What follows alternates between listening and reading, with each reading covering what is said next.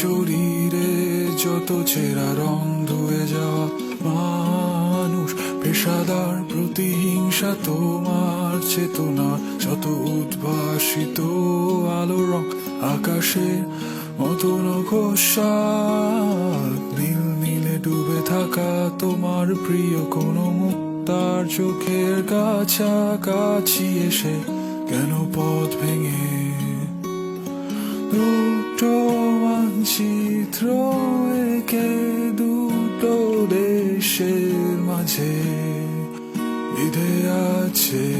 অনুভূতিগুলো ব্যবচ্ছে